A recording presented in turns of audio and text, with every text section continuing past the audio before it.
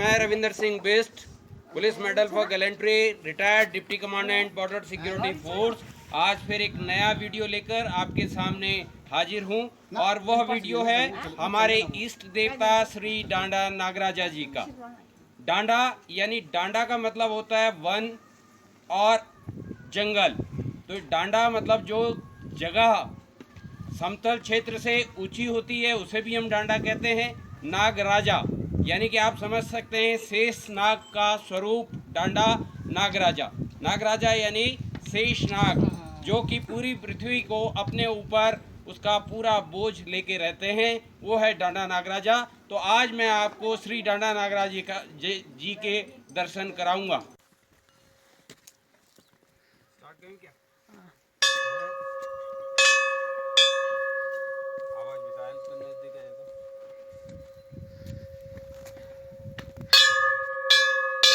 डांडा नागराजा जी के लिए दो द्वार हैं। एक मुख्य द्वार है जो कि ग्राम नखून की ओर से आता है और एक ये द्वार है जो कि ग्राम लसेरा की ओर से आता है। लसेरा के नीचे आप नीचे देख सकते हैं गंगा जी का स्वरूप और गंगा जी नीचे दोनों घाटियों के बीच में बहती हुई है, जहाँ पर एक गांव जो खुला दिखाई दे रहा है वो बागी है। फिर इसके बाद यहाँ पर ग्राम सिलसू है। सिलसू ग्राम के साथ में कोट विलेज है। कोट विलेज जो यहाँ पर डांडा नागराजा हैं उसके यहाँ पर जो पुरोहित हैं वो ग्राम सिलसू बनेलसियों के ही होते हैं।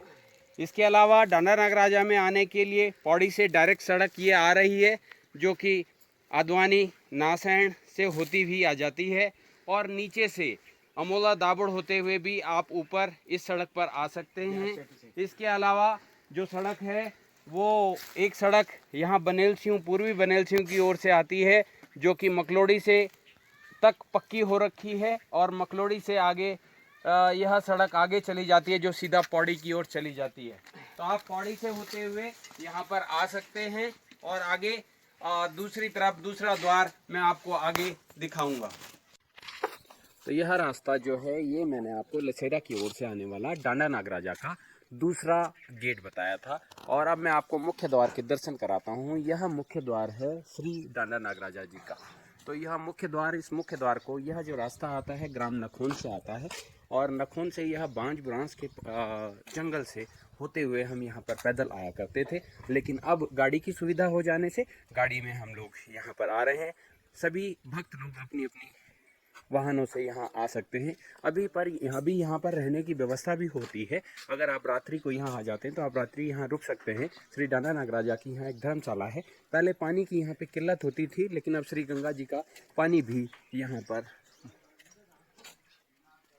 आ चुका है, इसलिए अब आप यहाँ पर रह सकते हैं। सामने यह क्षेत्र श्री चमोली जी का है जो कि इन्होंने रहने की भी व्यवस्था यहाँ पर की गई है और खाने पीने की भी यहाँ पर व्यवस्था की गई है। तो ये आपका मुख्य द्वार श्री डांडा नागराजा जी का है। तो इस क्षेत्र में आप ये मानेंगे कि श्री डांडा नागराजा जी का जो यह मंदिर है, इस मंदिर में सैकड़ों हजारों की तादाद में लोग आते हैं और इस तरह ये घंटियां यहाँ पर चढ़ाते हैं अपने इष्ट देव को खुश करने के लिए। अब आप यहाँ देख सकते हैं कि दूर पहाड़ियाँ जिनमें बर्फ़ से ढकी हुई हैं चोटियाँ और वहाँ पर सुनहली धूप से चमकते हुए पहाड़ हैं। इस तरह के यहाँ पर लोग अपने पुरखों की याद में और श्री डांडा नागराजा पर इस तरह के घंटे बांधते हैं जिनकी की आवाज़ बहुत इस तरह से यह क्षेत्र आप देख पाएंगे। यहाँ पर नज़दीक में गांव वाले बच्चों ने इस सामने क्रिकेट का ग्राउंड अपने हाथ से यहाँ पर बनाया हुआ है। सामने का इलाका जो मैं कल भी आपको बताया था सफदर खाल का एरिया है और देवबाग का एरिया है, चमोली का एरिया है और सामने दूर से आपको पहाड़ियाँ बहुत हल्के हल्के यहाँ पर दिखाई देंगी। तो दूर चोटियाँ, बर्फ़ की चोटियाँ, यह एक बहुत ही रमणीक स्थान है जिसमें आप यहाँ आ सकते हैं। तो यह मंदिर जो श्री डांडा नागराजा जी का है उसमें आप कभी भी आ सकते हैं। आने के लिए यह आपको उत्तराखंड टूरिज़्म की तरफ से यहाँ पर जो जानकारी दी गई है वह जानकारी मैं आपको यहाँ पर दिखा देता हूँ। उत्तराखंड टूरिज़्म कोऑर्डिनेट्स हैं latitude northern 30 degree 5 minute, eastern longitude 78 degree 37 second minute, altitude 1548 metre.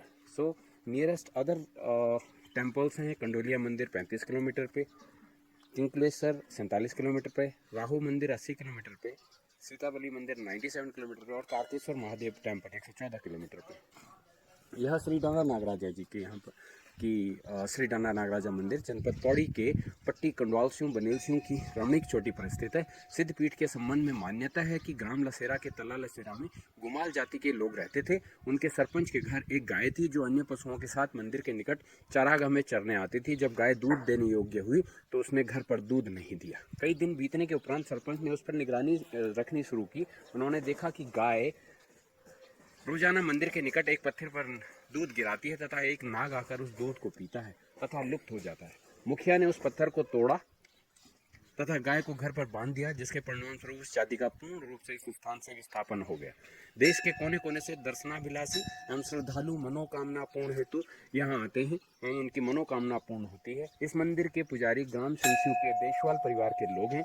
आस्था एवं अध्यात्म का केंद्र होने के साथ साथ यह पर्यटकों के लिए आकर्षण का भी मुख्य केंद्र है। तो आप कभी भी इस स्थान पर आ सकते हैं और इस रमणीक स्थान पर आप रात्रि में विश्राम भी कर सकते हैं और यहाँ से आप पूरा नज़दीक में देवप्रयाग जहाँ गंगा का उद्गम स्थल है वहाँ चल सकते हैं। तो इस तरह यह मंदिर का पूरा प्रांगण है। इसमें अप्रैल माह में यहाँ पर एक बहुत अच्छा मेला लगता है जो कि इस वर्ष नहीं लगा है क्योंकि कोरोना की महामारी के कारण यहाँ नहीं लग पाया है। यह एक बांझ का वृक्ष है। बांझ और बुरांस दो चीज़ उत्तराखंड की पानी को सहेजने वाले पौधे होते हैं। इन्हीं की वजह से यहाँ पहाड़ों में पानी टिका हुआ है। तो यह मंदिर के प्रांगण में मैं आपको चारों ओर से मंदिर का एक दर्शन करवा देता हूँ। यह मंदिर है, इसके गर्भगृह का मैं चित्र नहीं ले सकता हूँ क्योंकि यह निषिद्ध है, इसलिए आपको यहाँ पर खुद ही आकर इसके गर्भगृह के दर्शन करने पड़ेंगे। विभिन्न लोगों ने अपने अपने पुरखों की याद में यहाँ पर मंदिर का निर्माण जगह जगह पर बैठने के लिए सीटें बनवाई हुई है। इसके अलावा सभी ने यहाँ पर बड़े बड़े घंटे और घंटियाँ यहाँ पर डाली हैं। छोटे छोटे मंदिर भी अब इस इलाके में प्रसिद्ध होते हैं।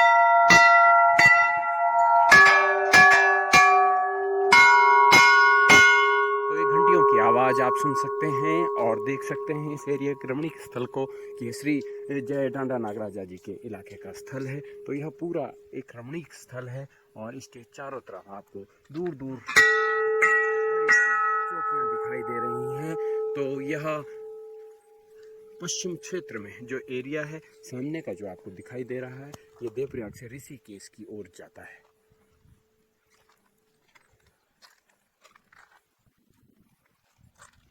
यह डांडा नागराजा जी के मैं संपूर्ण दर्शन आपको यहाँ से करवा रहा हूँ।